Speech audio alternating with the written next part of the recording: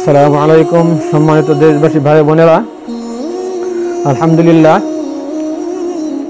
আল্লাহ আজ সোমবার এই বিতাড়িত ফেরাউন থেকে মুক্তি লাভের দ্বিতীয় সপ্তাহে আজকে গমন করল।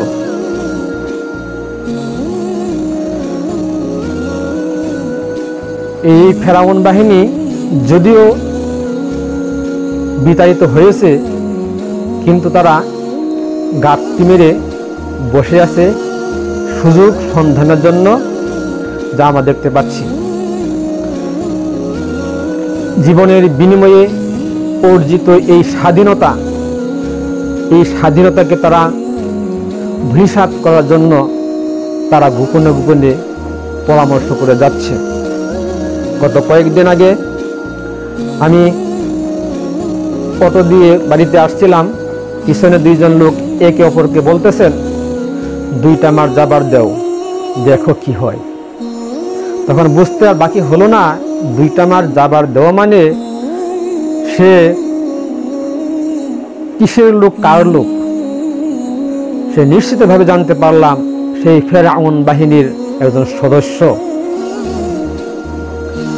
এই কথার সত্যতা আমরা গত পরশুদিন কিন্তু পেয়ে গেলাম। বিশ্বের বুকে বুক ফুলিয়ে চলার যে আমাদের সেনাবাহিনী, সুসংগঠিত প্রশংসিত এই সেনাবাহিনীকে তারা লক্ষ্য করে তারা আক্রমণ করেছে, গাড়ি ভেঙেছে, সেনাবাহিনীকে রক্তাক্ত করেছে, যা ওই লোকটির কথার আলামত আমরা হুবহু দেখতে পেলাম, হুবহু মিলে যাচ্ছে। এই জন্য অন্তর্বর্তীকালীন সরকার এবং তাদের উপদেষ্টাদের কাছে আমার এই করজোড়ে অনুরোধ, আপনারা প্রতিটি মহল্লায় আপনারা একটি সেল গঠন করুন।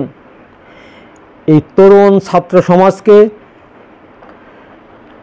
ন্যায় ভিত্তিক নীতি প্রতিষ্ঠার আন্দোলনের যে সকল ছাত্র ভাইয়েরা তাদের জীবনের বিনিময়ে অর্জন করল এই স্বাধীনতা, সেই সকল ছাত্র ভাইদেরকে নিয়ে প্রতিটি মহল্লায় একটি করে সেল গঠন করুন।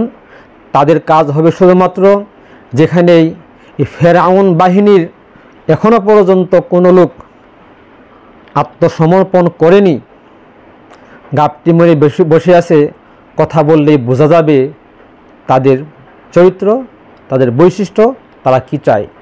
এই সকল লোকগুলোকে তালিকা করে করে এই গঠিত সেল গঠনের লোকদের কাছ থেকে, ছাত্র ভাইদের কাছ থেকে আপনারা তালিকা গ্রহণ করুন এবং এই সকল লোকদেরকে প্রতিহত করুন। এটি আমরা শান্তিপ্রিয়, স্বাধীনতাকামী জনগণের প্রত্যাশা এবং আপনাদের প্রতি আবারও করজোড়ে অনুরোধ। আমার দেশকে ভালোবাসি, আসুন সবাই আমার দেশকে ভালোবেসে, দেশকে ভালোবাসা, দেশের শান্তি শৃঙ্খলা রক্ষা করা ইমানি দায়িত্ব। যারা এই দেশকে আবারই ব্যর্থ করতে চায়, এই ভারতের অঙ্গরাজ্যে পরিণত করতে চায়, এই হাসিনা ফেরাউনের কাছে আবার ক্ষমতা হস্তান্তর করে দেশের সম্পদ লুটপাট করতে চায়, জনগণের স্বাধীনতাকে হরণ করতে চায়, তাদেরকে আপনারা নিয়ন্ত্রণ করুন। তাদেরকে অবশ্যই শাস্তির আওতায় এনে দৃষ্টান্তমূলক শাস্তি দিয়ে কিয়ামত পর্যন্ত কোনো এইরকম ফেরাউন আর বাংলার জমিতে মাথা তুলে দাঁড়াতে না পারে এর ব্যবস্থা করুন। আল্লাহ আপনাদের জন্য সহযোগিতা করবেন, জনগণ আপনাদের জন্য দোয়া করবেন, অবশ্যই আপনার দুনিয়াতে হবেন সম্মানিত, এই আশা ব্যক্ত করে আল্লাহ হাফিজ। আসসালামু আলাইকুম ওয়া রাহমাতুল্লাহি ওয়া বারাকাতুহু।